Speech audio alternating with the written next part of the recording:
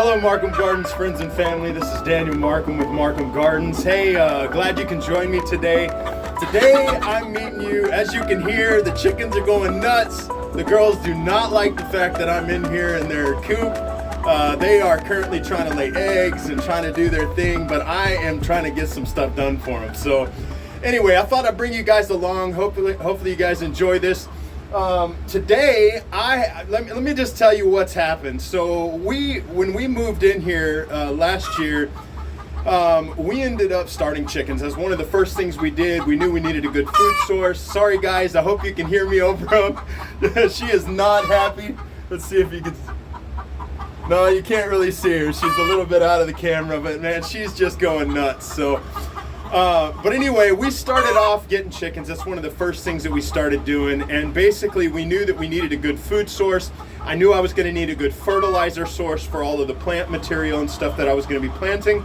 And in order to start the nursery and to start selling soil and things like that, I needed a good fertilizer source. So, plus, you know, chickens, they eat your scraps out of the fridge. You know, they eat all the scraps that you have left over, so you're not throwing that away. You're not putting that into landfills. You're actually feeding that to your chickens. They're turning it into eggs and they're turning it into fertilizer, guys. So, and we've talked about that in previous videos. But to cut to the point, we started off with probably, I think we may have started off with about 10 to 12 chickens. And then we got an incubator. And ever since I've gotten the incubator, I have had a lot of fun creating new colors of eggs, mixing the breeds, finding out which ones are smarter, which ones, are a little bit bigger, which ones create prettier eggs, which ones create larger eggs, that type of deal. And so through this process, they have what they call chicken math. And we've basically gone from about 12 chickens to, I just counted out there, we've got, I believe, about 52 chickens right now. So we have reached a place where, when I built the original coop, I ended up installing several rungs of roosting poles across inside the coop area. And we have basically overwhelmed those. And so today I'm going to be putting up a few more roosting poles. Now you can see back here, I have got a roosting post here. Let me get where you can see. So this one here comes across, hits the end down here. But what I'm planning on doing is actually adding, so I'm going to attach it to this side here and run it straight across this walkway right here to that other wall. That way it's over the top of this area. And then I'm also going to take another one and I'm going to run it along this wall here that you see. So this wall that's on this side, I'm going to run it up over the top. Now I've got my ramp right here, which is going to make sure that none of that chicken poop and stuff gets into our eggs and stuff, guys. We don't want chicken poop to where we're having to clean off the eggs any more than we already have to occasionally. So, but anyway, I hope you guys come along. Today I'm going to go ahead and do this project. I thought I'd bring you along with me and hopefully enjoy. Hang tight and let me grab my materials. All right, guys, I'm back. I've got all my materials. So let me just run you through what I'm going to be using, guys. It doesn't take a lot. It's a fairly simple project. It's basically cutting boards, hanging boards up for your coop roost poles, and I'm going to be using screws to do that. So I've got my screw gun.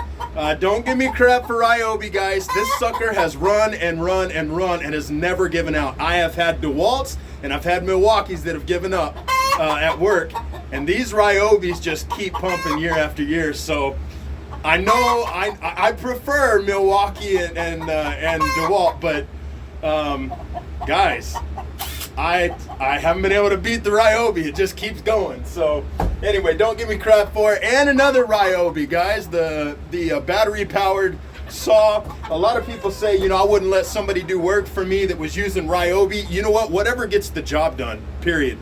That's the point of it. So say whatever argument you want. But anyway, and then also today I'm using a digital, it's a laser measuring. It wouldn't be called a measuring tape since it is a laser, but measuring laser. That's what I'm going to be using today.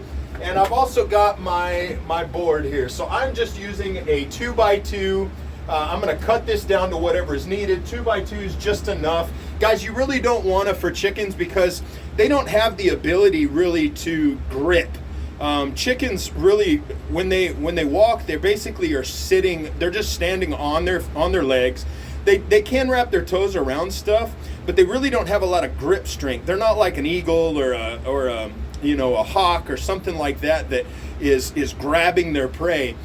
So basically, what happens is whenever they sit on top of these, it may look like they're gripping the side, but really they're just letting their toes curl over. And honestly, they're just sitting on their feet, guys. They don't have a lot of grip. So you don't want to really use anything that's like a one by, anything that's really thin, that they're not going to be able to grip on, because they're basically having to balance on that all night long. So basically you want something that's at least 2 inches. So like your 2x4s, your 4x4s are great, but that's a little expensive. But I'm going to go ahead and use 2x2, and we've had great success with the 2x2s. The girls seem to like it, and they don't seem to have a problem staying on top of them. So hopefully you guys can hear me. The girls are going nuts. Look at her. Get out of our coop. But it's for their benefit. So anyway, so the first thing I'm going to do is I'm going to go ahead and grab my tape measure. And I'm going to start measuring, guys. I'm just going to get with it. I'm going to start doing the work, and hopefully I'll be able to speed up this process on the video, and you guys won't have to just sit here painstakingly in real time watching me do all of this stuff. But anyway, here we go, guys. I'm just going to start working. So.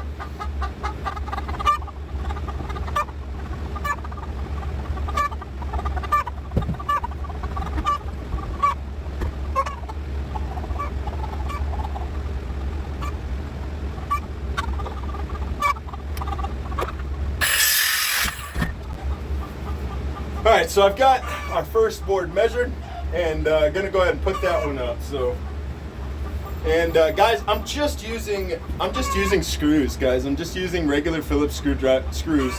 They are probably about 2.5 inches, just long enough to make sure that I go into the other wood and through this one. So.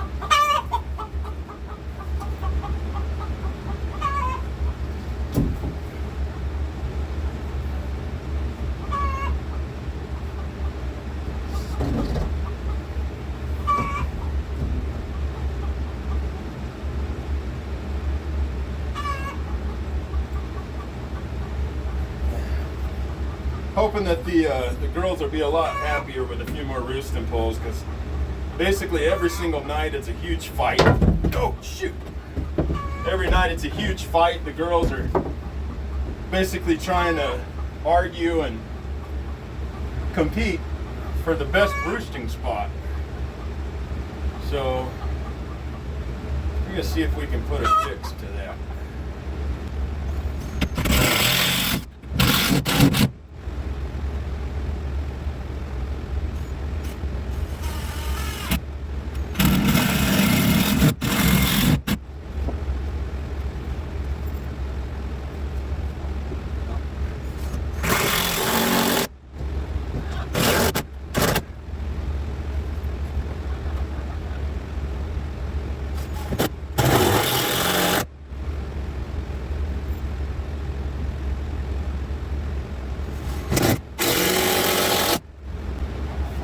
Alright guys, so got one up. We've got this roost pole here. I'm going to go ahead and take one here and run one just along this section here. That way we've got just a little bit extra space there. And I think this board may work perfectly for that. I'm not sure.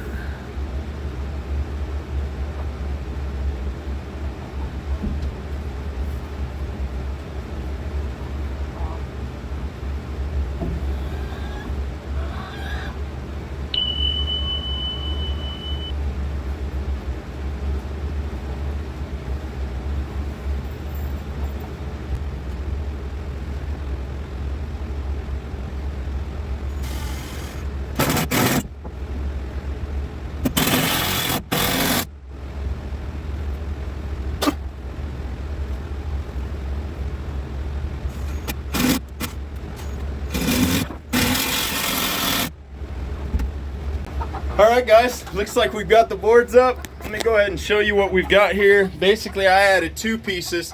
I attached one here to this existing rail. went ahead and put a few screws back here just to go ahead and secure that up just a little bit so it wasn't doing any sagging. And ran that one all the way across to the other side. And then I went ahead and took this board here and ran that across, attached it to the back side there, and then ran that up here in the front. I'll just leave this one open, guys. They can sit there. That's not going to be a problem. And that should hold them. That should be fine. They're not heavy chickens, guys. So, but anyway, that's it. That was just wanted to make sure that I got them some more roosting space. You know, the girls start fighting, they get stressed out, they don't have anywhere to sit, and what would happen is I was coming in here in the coop, and they were basically running around on the ground, and there were a few of them that were nesting on the ground, and so that doesn't work for me. I want them up. I want them up into the, you know, the top portion of the coop and stuff. But anyway. Hope you guys enjoyed the video, guys. It's as easy as that. If you need to add roosting spots, let me show you kind of what I did back here. I actually did, you guys may have seen this design before. Excuse the tripod, but you know, you can run a 2x2 from the top. You can run it at an angle all the way down, and then you can run these side poles across here, and that works as well. And I had them down here, and then I also had them on the very bottom as well, and I found that none of the chickens would actually roost on these two bottom ones. They actually preferred the top ones, so I just put these two pieces of wood here just as a rung for them to be able to jump from one to the next to get up here. But I have found that most of the chickens will want to be on the same level. I've also found that their pecking order determines what level that they are at in the actual coop. So all of your chickens that are on the higher levels are usually the higher pecking order.